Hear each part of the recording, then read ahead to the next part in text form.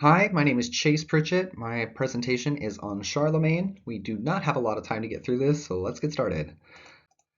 Charlemagne had so many titles. He was Charles the First, Charles the Great, King of the Franks, Father of Europe, and the first emperor of the Holy Roman Empire.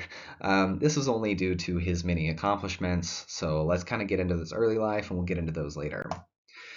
Charlemagne's father was Pippin III, the king of the Franks prior to him, and he had a poor relationship with the Lombards at the time, which is a kind of warring kingdom. When Pippin III passed away, he left his kingdom to his sons, split in half.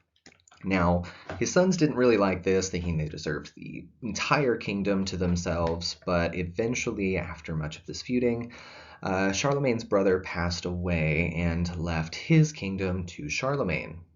Now, Charlemagne did not like warring with the Lombards and obviously wanted to expand his kingdom, so he made a peace offering to the king and offered to marry his daughter.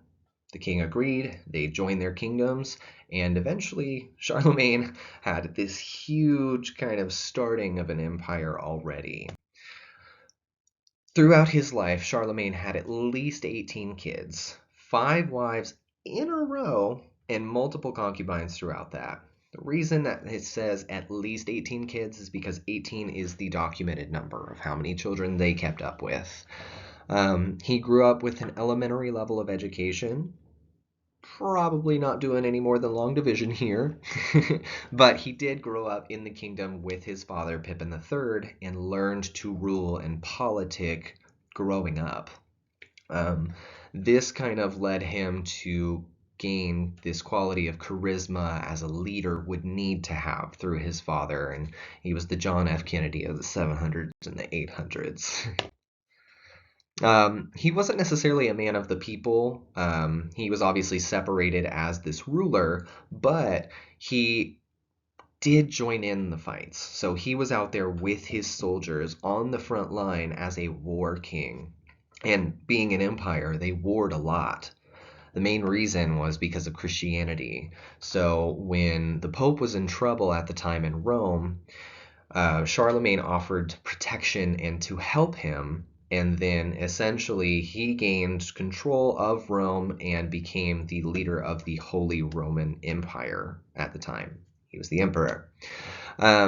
This did cause him, however, to go to war for at least 32 years with the Saxons. He ended up ordering 4,500 of them to be killed, and the rest who submitted all ended up converting to Christianity. Throughout his reign, for his people, he was a large proponent of scholarship. He wanted to make sure that people could have access to education if they wanted it. He actually helped establish a standardized alphabet for multiple European countries and languages at the time, but he was also a jock. He liked to go outside, horseback ride, swim. He was naturalistic, but he was also kind of dualistic at the same time. He wore lavish robes and gold belt buckles, and he actually would put fine jewels on his shoes.